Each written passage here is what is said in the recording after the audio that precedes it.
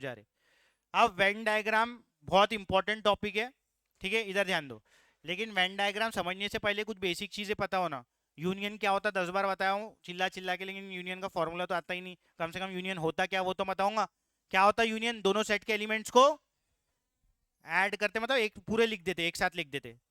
दोनों सेट को इंक्लूड करते अपन यूनियन में। इंटरसेक्शन में क्या करते? कॉमन लिखते, बराबर है। ए माइनस बी में क्या करते?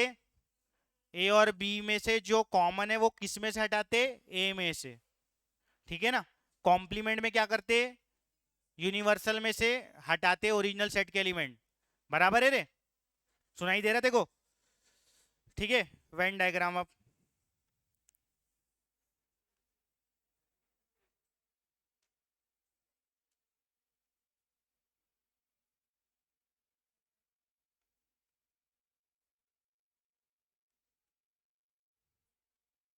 ठीक है, वेन डायग्राम।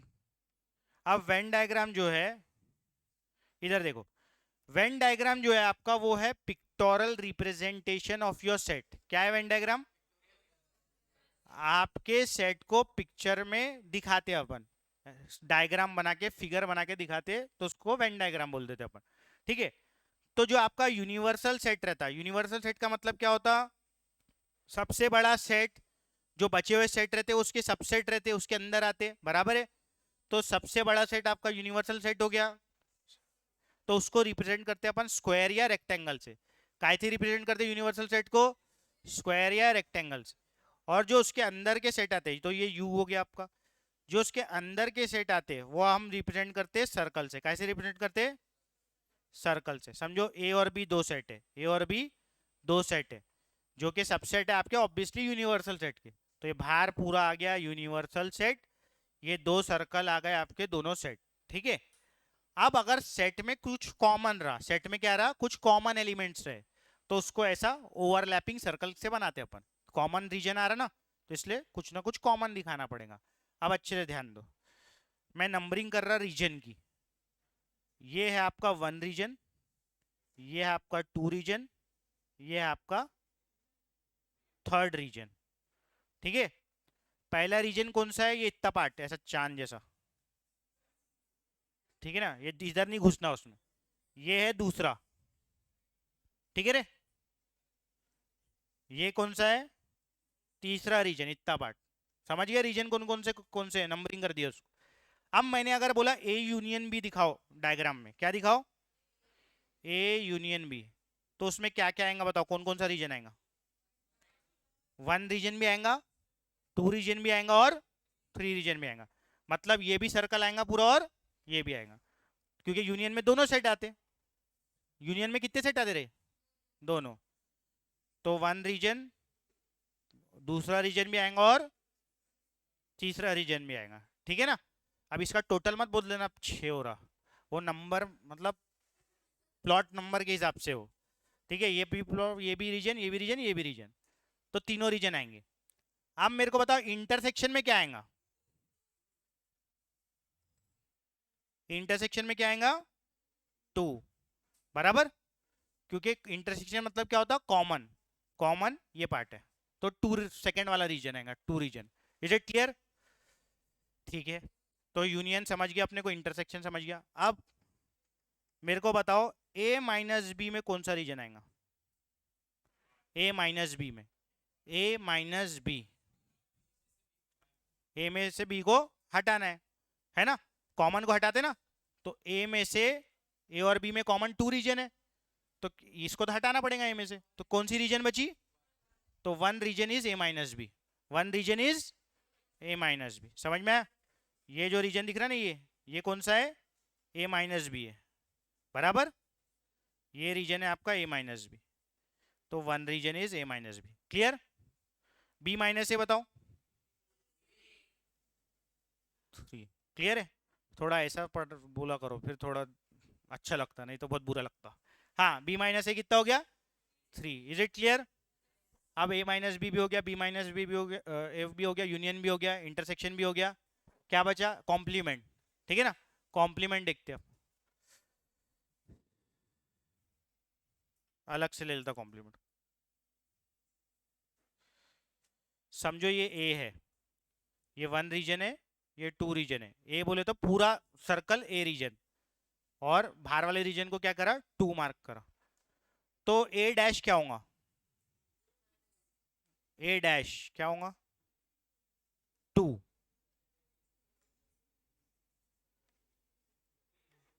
मतलब 2 - 1 इसलिए नहीं है, वो 2 बाहर वाला रीजन है ना। तो देखो बाहर वाला रीजन कैसा, ये ए को छोड़ के क्या बचा, ए डैश क्या होता, ए को छोड़ के, तो ए को छोड़ के क्या बचा, बाहर वाला रीजन बचा। ए को छोड़ के क्या बचा, बाहर वाला रीजन। देखो यूनिवर्सल सेट पूरा का पूरा रेक्टेंगल होता है, ठीक है। उसमें से क्या करते अपन, ए को हटाते, ए को क्या करते, हटाते, माइनस करते। तो ये स्क्वायर में से अगर तुमने ये सर्कल हटा दिए तो कौन सा रीजन बचेगा, बाहर वाला रीजन, बाहर वाला जो मैंने शेड किया। तो शेडेड रीजन क्या है, ए डैश है, जिसको मैंने 2 रीजन नाम दिया था। समझ में आया। तो ए डैश क्या रहेगा, ए को छोड़ के बाहर वाला, वैसे बी डैश रहेगा, बी को छोड़ के बाहर वाला। बराबर, क्लियर हो गया। कोई डाउट है किसी को। अच्छा अब ये जो है, अबे क्या है तू, मस्त डिस्कशन कर रहा है, उससे क्या है तुम लोग का। वो मैं समझाऊंगा उसको, तू मेरे से डाउट पूछा कर, तो गलत सलत समझा देगा तेरे को।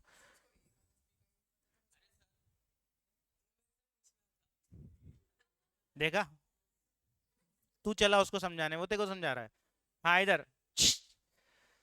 अब अगर ये रीजन में मैं पूछूं तुमसे कि बताओ, चलो बाहर वाला रीजन को मैं नंबर मार्क कर देता हूँ 4, ये बाहर का समझ गया ना, दोनों सर्कल को छोड़ के बाहर वाले रीजन। तो अगर मैंने ये सर्कल में पूछा, ये डायग्राम में तुमको पूछा मैंने, ए यूनियन बी डैश बताओ, क्या पूछाओ, ए यूनियन बी डैश, तो कौन सा रीजन आएगा, चौथा रीजन। कौन सा रीजन आएगा, चौथा रीजन, ये बाहर वाला। सर्कल को छोड़ के ए यूनियन बी, ये दोनों सर्कल हो गए ना पूरे।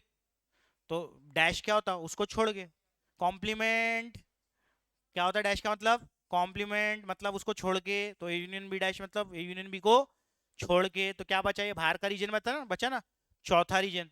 बराबर है, चौथा रीजन ये पूरा बाहर का रीजन है। क्लियर हो गया। अगर मैंने पूछा तुम बताओ मेरे को ए डैश, तो उसमें कौन कौन से रीजन आएंगे बताओ, इसमें ए डैश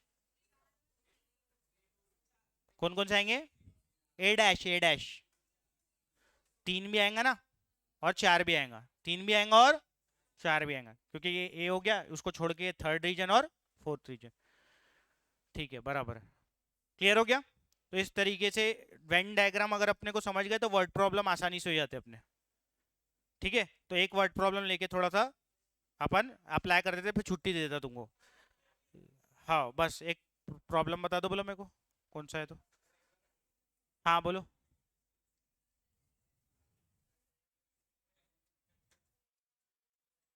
देर आर 200 इंडिविजुअल्स, मैंने अटेंडेंस शीट दिया था ना, नहीं दिया, ये किसकी है, मेरी चाहिए ना, मैथ्स की, ये देखो ये तो है।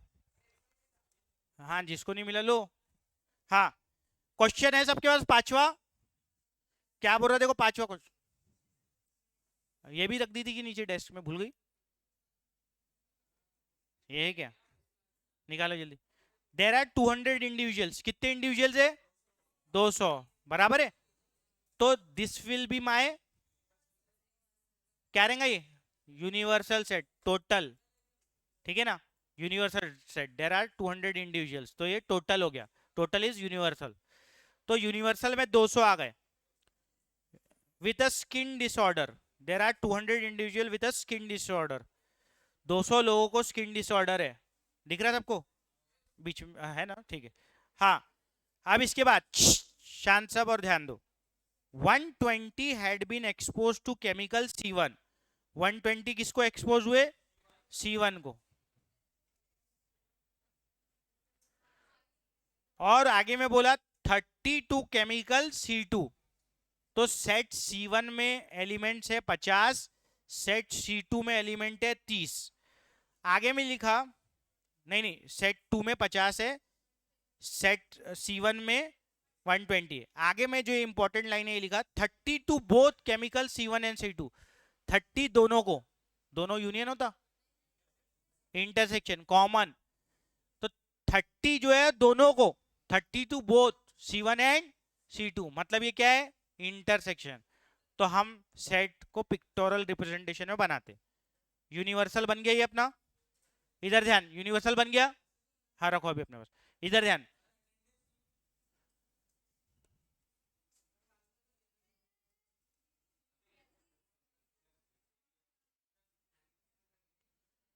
C1 C2, कभी भी जो आप वर्ड प्रॉब्लम सॉल्व करोगे वेन डायग्राम की मदद से, सुनो बहुत इंपॉर्टेंट पॉइंट, तो सबसे पहले आप कॉमन वाले लिखोगे एलिमेंट्स। कौन से लिखोगे सबसे पहले, कॉमन।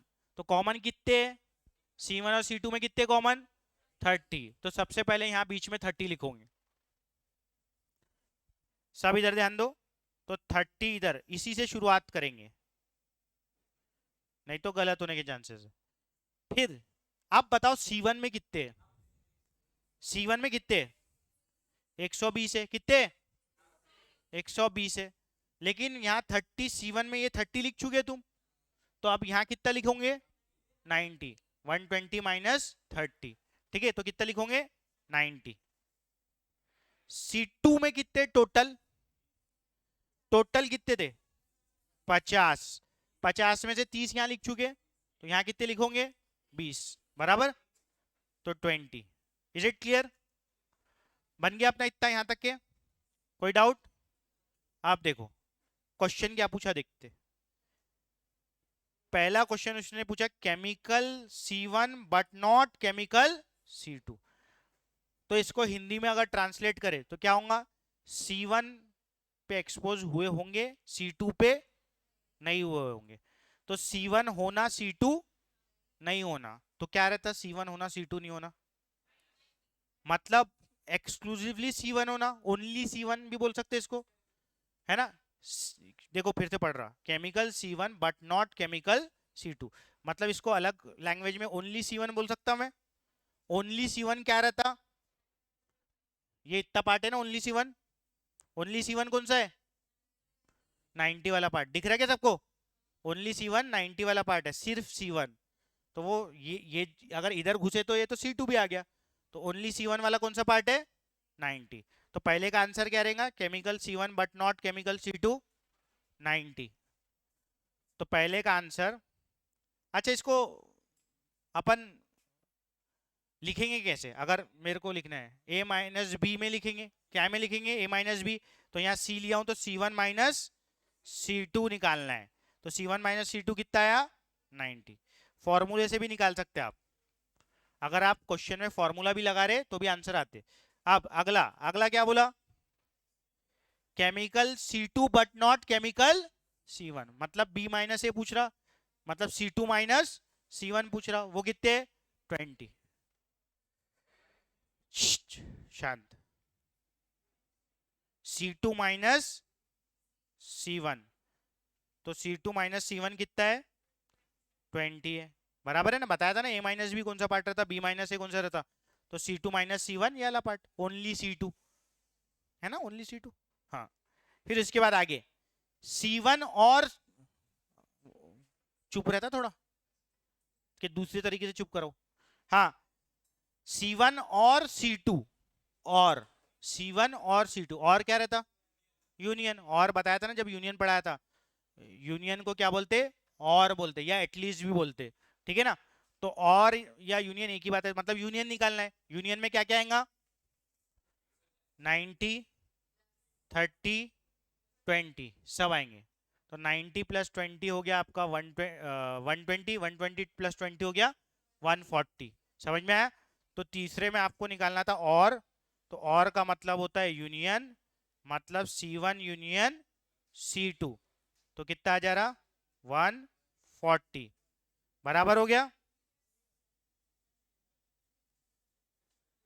क्लियर है। तो इस तरीके से यूनियन निकल गया। और यही सेम क्वेश्चन को आप फॉर्मूले से भी कर सकते थे। यूनियन का फॉर्मूला लगाते क्या करते थे, n of A plus n of B, तो n of C1 plus n of C2 minus दोनों का इंटरसेक्शन। तो फॉर्मूले से भी होता, वेन डायग्राम से भी होता। किसी को कोई डाउट है क्वेश्चन में, वेन डायग्राम में किसी को कोई डाउट, क्लियर है सबको, ठीक है।